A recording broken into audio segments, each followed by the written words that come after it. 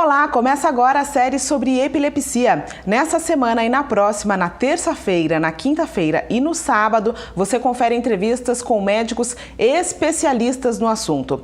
Então, dieta cetogênica, convivendo com a epilepsia, epilepsia de difícil controle, crises de ausência. Estes assuntos e muito mais você confere a partir de agora.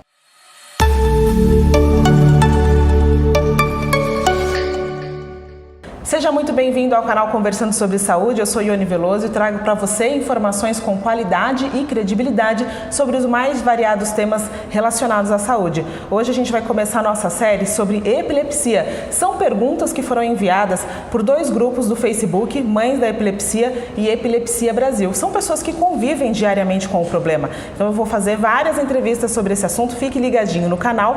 Já se inscreva para você não perder os próximos vídeos, tá bom? Hoje minha convidada, seja muito bem-vinda, doutora. Obrigada. A doutora Maria Luísa Manresa, ela é especialista em epilepsia.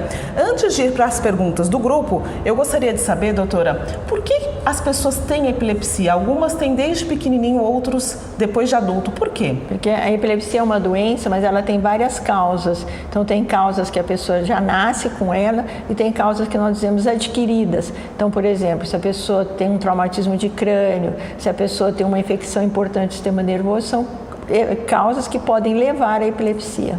E sempre relacionada ao cérebro, ao sistema nervoso? Sempre. A epilepsia é um problema, uma doença do cérebro, uma doença neurológica. Entendi. Bom, a primeira pergunta do grupo é da Nilda Gonzaga, da Bahia. Ela pergunta se epilepsia tem cura.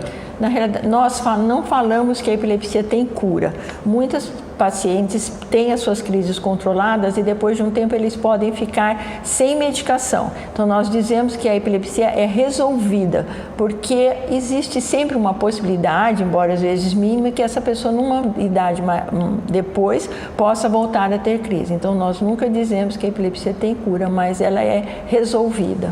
Agora a pergunta da Fernanda Rodrigues, ela é lá de Recife, Pernambuco. Ela pergunta se existe alguma lei de apoio para atendimento a crianças com epilepsia na escola. Não existe. Não existe nenhuma lei específica. Cada caso é um caso e a escola e a criança têm que se adaptar, mas não existe nada de lei em relação a isso. E qual que o grande problema é assim, que a pessoa com epilepsia, se ela tem só epilepsia, ela não é considerada nem uma deficiente física, nem uma deficiente mental. Porque a maioria das pessoas com epilepsia só tem epilepsia, não tem comprometimento mental. Então, ela não tem nem esses benefícios do governo relacionadas a pessoas com deficiência física ou mental, porque elas não são nem deficientes físicas nem mental. E qual que é a orientação para as mães nesse caso? A escola tem que saber que ela tem epilepsia, que ela corre o risco de vir a ter uma crise e se orientar do que fazer se ela tiver a crise. Mas em relação ao restante, não deve fazer diferença em relação às outras crianças. Ótimo. A Daniele Souza, de Curitiba, no Paraná, ela pergunta o seguinte, né? Quem é diagnosticado com epilepsia de difícil controle pode conseguir ter controle? Ela diz que o filho dela tem crises todos os dias. Cada caso é um caso, então existem alguns pacientes de difícil controle que com o tempo o médico acaba conseguindo controlar as crises. Lembrar que existe o desenvolvimento normal da criança, que isso ajuda, estão surgindo sempre novas terapias, que isso ajuda também, e muitas crianças com epilepsia refratária ou de difícil controle, às vezes com o tempo você consegue controlar. Agora a pergunta da Luciene Santos Botelho, de Santo André, aqui em São Paulo, né? Ela diz que tinha crises na infância que passaram depois de adulta, mas que ela ainda tem crises de ausência que são controladas com medicação. Ela pergunta se é normal essa mudança no padrão da doença. Existem algumas formas de epilepsia que elas mudam de acordo com a idade, a apresentação clínica.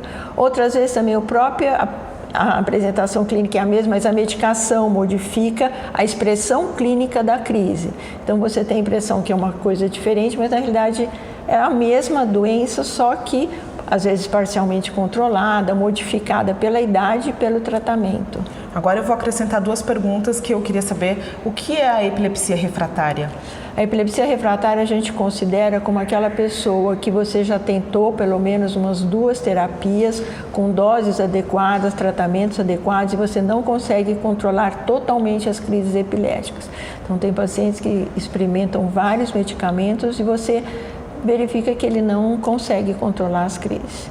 Então, nas epilepsias refratárias, além dos medicamentos, então existem outras terapêuticas. Então, uma seria a dieta cetogênica, para alguns tipos, outra seria um tratamento cirúrgico e outros estimuladores do sistema nervoso. A gente vai falar sobre dieta cetogênica e sobre essas outras questões em outros vídeos, tá bom? A outra pergunta é sobre a crise de ausência, né? Como que é essa crise de ausência?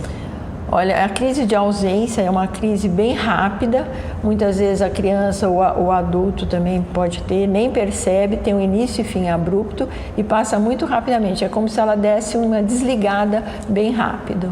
Ah, entendi. Bom, eu vou agradecer aqui. Na quinta-feira, a gente volta com a doutora Maria Luísa. Ela vai falar sobre outras perguntas, ela vai responder outras perguntas do Grupo Epilepsia Brasil e Mães da Epilepsia. Lembrando que essa é uma série, então não perca todos os vídeos, se inscreva no canal para você não perder. Muito obrigada, doutora. Nada.